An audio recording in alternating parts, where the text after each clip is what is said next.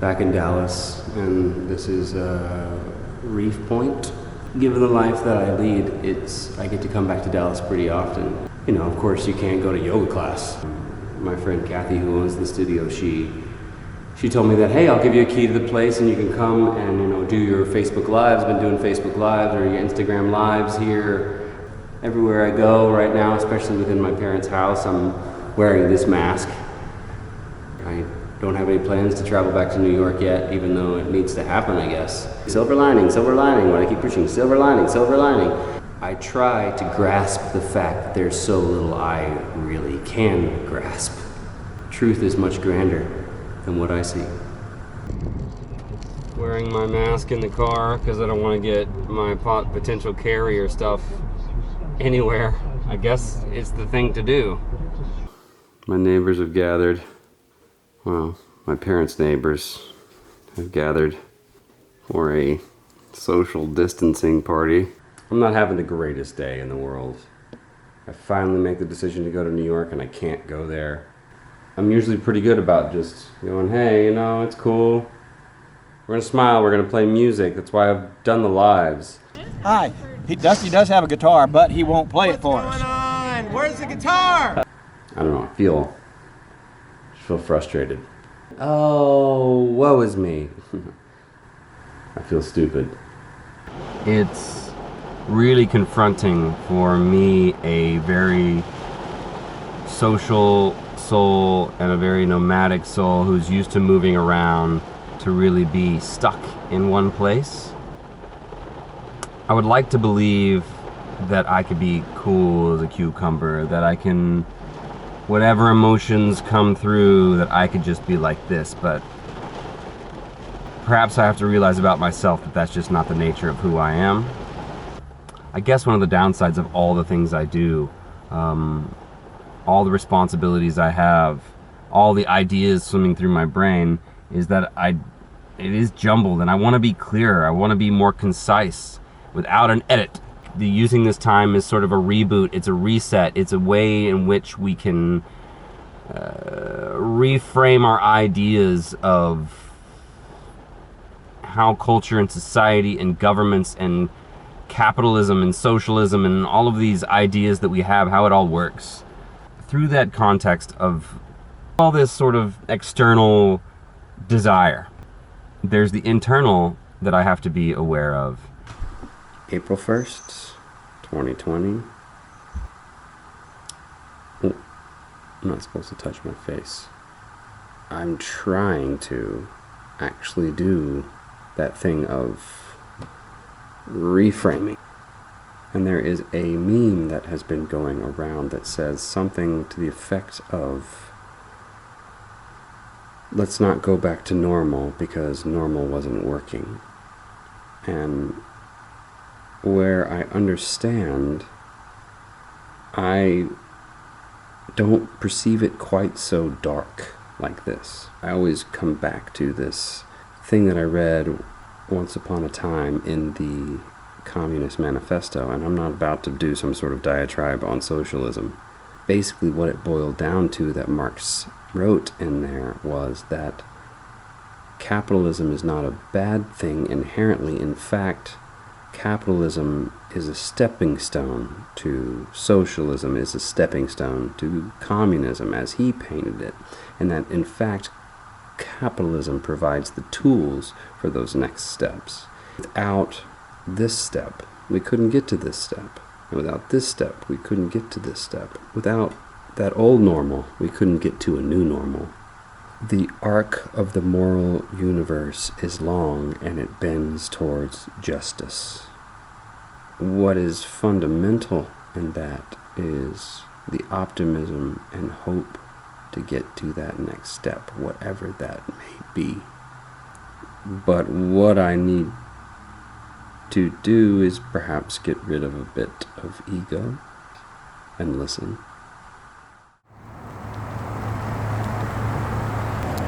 Yeah? Hi, sir. What's Hey, going on? I'm just documenting, that's all. Okay, unfortunately, the mall's closed, including the parking lot. Really? Yes, sir.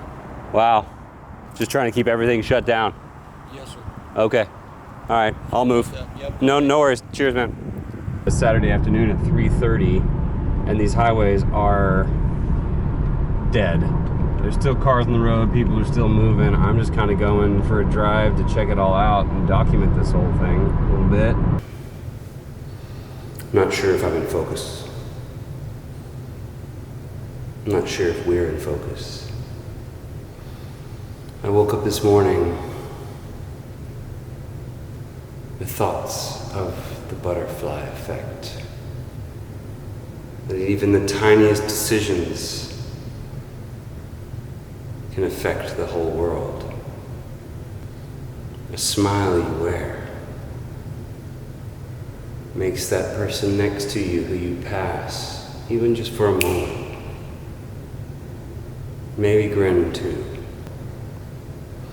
And I still struggle with that and struggle with many things, my own self-love and care, my own practice sitting here doing yoga, and how I get distracted by my own shortcomings or monkey mind or things that I've wanted that I've never had, and my failures that pile up and pile up and pile up. The musician I wish I could have been, the vlogger that I wish I could be, the questions of why I'm even doing this.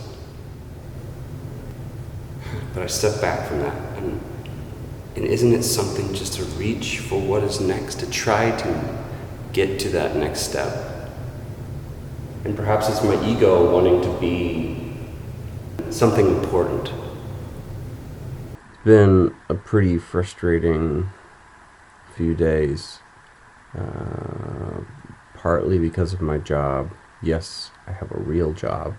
One of the current projects is applying for the payroll protection program, part of this CARES Act that was released by the U.S. federal government. And of course, you know, there's the things of researching on YouTube, keywords, and making sure that my tunnel picture is all right and my keywords match my description, match my titles. Oh, I digress. The adventure, the process, the whole thing is about trying to create and be a part of something that pushes the boundaries of human capacity, intellectually, mentally, physically, economically. And that's part of what this whole Wanderwest thing was about, was like transparency in that journey within. You know, pushing my intellectual, spiritual, physical boundaries. I do know that it starts here. In Breckenridge Park in Richardson, Texas. Socially responsible activities here in the coronavirus, COVID-19, C-19 preparation for the zombie apocalypse. Wearing my new gloves. Hey, a positive. Gloves are in fashion. Flowers still bloom. Can't you see? Can't you see? Can't you see? Tell you what though, getting outdoors, hopping on this bike, being in nature. Oh, here's a nice little spot over here. Maybe to do some yogs. Woo, that was a good day out. Now I have to go back and deal with some real world issues. I don't know what's going on. Bye. Here at Reef Point, Dane, who is one of the owners here at Reef Point, is doing a daily meditation. He mentioned the aspect of non-judgment, and that boils down to the concept of self-righteousness. And it seems to me that self-righteousness is a foundation for which much of the drama and problems across relationships, of the damnation of those who think differently. And we say, I'm right, I know, or they are wrong, or it is wrong. It seems to me that to be right is impossible. Practice non-judgment. Let go of your self-righteousness. Be kind, be open, and most of all, listen. Why, thank you, Skeletony. Appreciate that advice. So my parents moved to this house that they live in now basically when I went off to college. And given the nature of my lifestyle, I've been able to come back a lot since that time.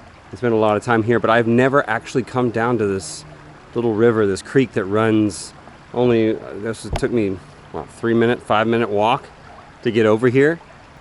This struggle, this rebooting, this recalibration is allowing us to explore things we've never explored before, even if they were right next door. Jump. Just jump. Oh, come on, people.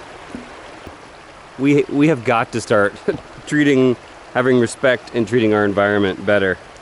A theme that has come back to me again and again, and I've tried to work on, is the idea of grace. We're all under fire. Not just with what we're going through, but what we go through, what life is, the journey of life, and the ability to approach those things with an attitude of a calm stream, just the flow of water, smooth and easy, and choosing the light within ourselves and choosing the peace within ourselves, even in the most desperate times, even in the most painful agony. But I seek that grace. Reality check time.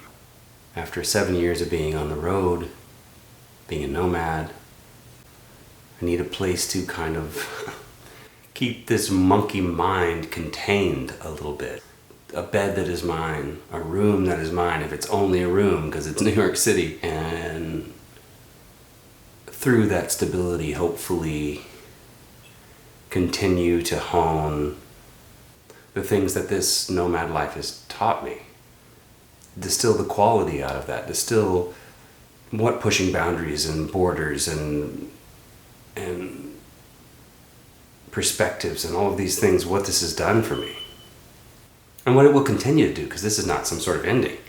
It's just a new step. And I want to keep evolving, and that's kind of the thing, right? Always evolving. Even in the midst of all this strange reality, I'm hitting the road and moving back to the eye of the storm.